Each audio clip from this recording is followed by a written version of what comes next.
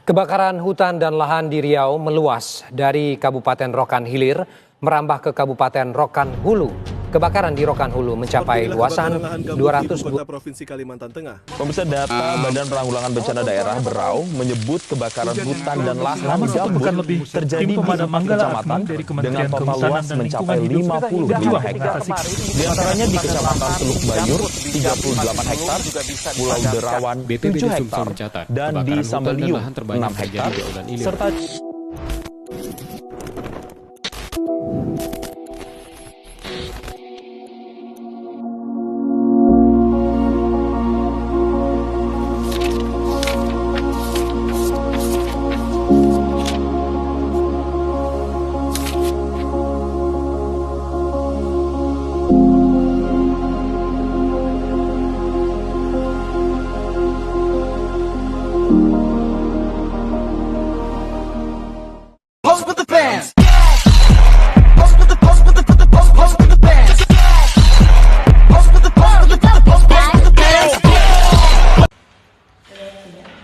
Assalamualaikum warahmatullahi wabarakatuh.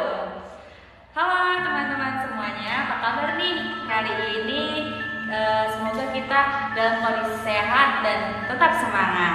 Jadi kali ini kita bakal ngobrolin topik yang agak berat tapi penting banget. Wah, apa tuh? Jadi etika manajemen dalam kasus kebakaran hutan dan lahan alias karhutla. Kenapa nih kita bahas ini? Jadi gini, karena sampai sekarang nih ada kasus karhutla masih sering dikaitkan dengan praktik perusahaan sawit dan pulp. Jadi cocok banget buat kita yang lagi belajar etika manajemen, biar gak cuma teori aja yang kita tahu, tapi juga nyambung ke realita. Oh iya, benar juga ya. Aku juga sempat baca sih isu. Jadi ada perusahaan yang mau buka lahan cepat dan murah. Jalan pintasnya ya mereka bakar hutan.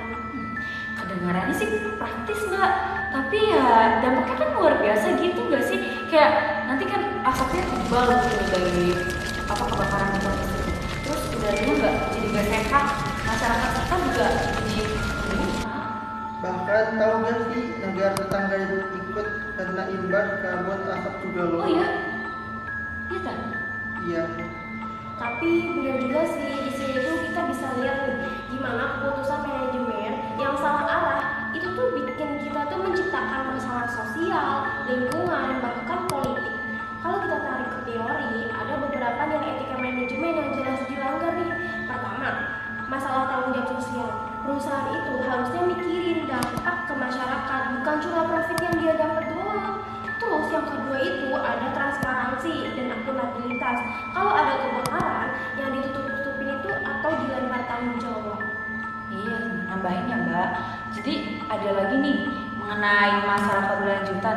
Jadi bisnis itu bukan cuma spirit, tapi maraton malah. Jadi kayak kalau hutannya habis, ya gimana coba masa depan industri juga? Keadilan serta hak asasi manusia juga kan harusnya dipertanyakan gitu.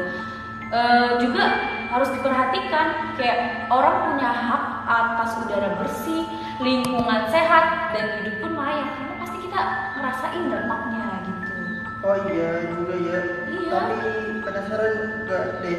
Kalau menurut kalian itu emangnya sesuai itu ya membuat perusahaan buat berhenti pakai cara bakar lahan? Padahal kan teknologi udah canggih sekarang. Itu dia masalahnya. Jadi emang secara teknologi sih pasti ada gitu loh. Misalnya kayak pakai alat berat buat land clearing tanpa bakar gitu. Tapi masalahnya nih ya, ada di biaya. Jadi kayak mereka tuh nggak pakai itu karena efisiensi biaya gitu. Pakai alat berat itu tuh cukup mahal gitu dan butuh waktu yang lama gitu. Sedangkan kalau bakar hutan kan modal korek api, bensin, bakar semuanya. Tapi kan dampaknya triliunan buat kesehatan kita dan masyarakat itu dampaknya efeknya banyak pihak yang dirugikan lah gitu. Betul tuh, disitulah integritas seorang manajer itu diuji sih. Apakah dia bakal pilih kos kambing dengan cara ilegal atau dia berani keluar biaya demi menjaga ekosistem. Kalau manajernya cuma mengejar bonus akhir tahun tanpa peduli lingkungan, ya skandal karhutla ini nggak bakal terus berulang sih. Iya makanya belum lagi kan tekanan dari pemegang saham yang ikut dalam kontribusi industri tersebut. Kadang tekanan buat dapat untung cepat itu bikin nilai-nilai etis jadi nomor sekian gitu. Jadi yang dipentingkan yang industri mereka aja gitu. Padahal kalau kena sanksi hukum juga atau diboikot konsumen internasional, ruginya malah jauh lebih besar. Oh, jadi semacam bumerang gitu ya? Iya. Dan niatnya tuh mau hemat, malah kena denda dan citra perusahaannya itu hancur. Persis, makanya sekarang ada istilah environmental, social and governance atau yang disingkat dengan ESG. Nah, investor zaman sekarang itu udah mulai pintar nih. Mereka nggak mau naruh uang di perusahaan yang hobinya merusak alam. Jadi etika itu sekarang udah jadi aset buat bisnis juga. Wah, dapat banget nih poinnya itu. Jadi bukan hanya cuma soal jadi orang yang baik saja ya, tapi juga jadi manajer yang cerdas buat jangka panjang, ya kan? Iya, exactly. Makanya diskusi kayak gini nih penting gitu banget buat kita biar punya perspektif yang lebih luas gitu. Iya dong, nah makanya buat kita sebagai mahasiswa pelajaran pentingnya adalah kita tuh jangan sampai nanti kalau jadi manajer nih kita cuma mikirin angka laporan keuangannya aja, tapi ingat ada manusia, ada hewan, ada lingkungan, ada masa depan yang harus dijaga. Jadi etika manajemen itu bukan sekedar teori yang hanya ada di kelas, tapi kompas moral buat setiap keputusan bisnis gitu. Wah, mantap, keren. Hidup mahasiswa. Waduh. Oke deh, kayaknya cukup dulu ya obrolan kali ini. Iya, kita cukupkan aja deh buat isu kasus yang luar biasa ini. Semoga teman-teman dan yang nonton juga bisa lah mengambil hikmah atau mengambil pandangan perspektif yang positif mengenai dan bisa mengkritisi kasus karhutla ini gitu. Ada kata-kata lagi kan? Oh iya, terakhir intinya kita tuh harus ingat bisnis yang baik itu bukan cuma cari untung, tapi juga harus bertanggung jawab dan berkelanjutan untuk masa depan.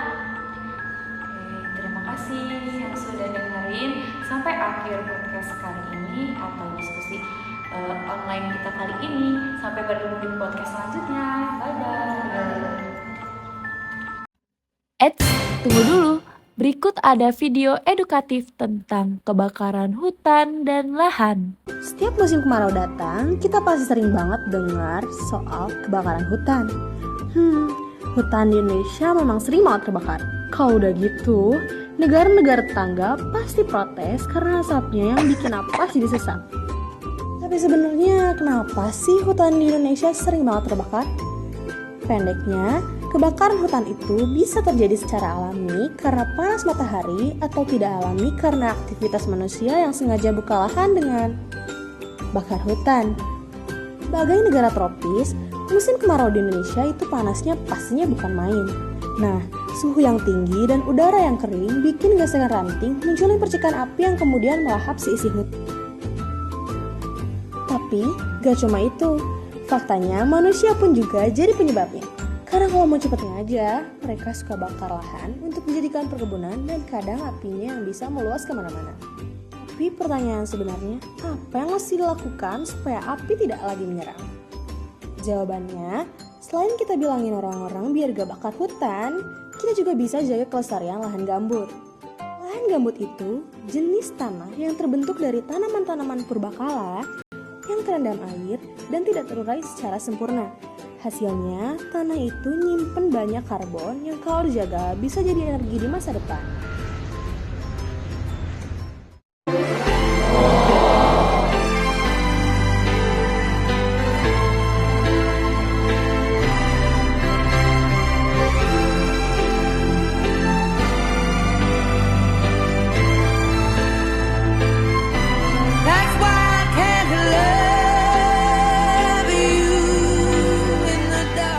Thank you guys. Sehat-sehat kalian dan jaga diri kalian. Dan ingat guys, kalian sudah melalui banyak rasa sakit. Kalian kuat, kalian bisa lalui lebih banyak rasa sakit itu. Karena sekali lagi guys, gue bilang ke kalian guys, Tuhan gak akan memberikan cobaan yang tidak disanggupi oleh hambanya guys. Semua yang kalian lalui itu guys sudah sejalan Tuhan. Dan Tuhan tahu kalian bisa melalui itu ya. Kalian kuat guys. Thank you. Brando Winda signing out.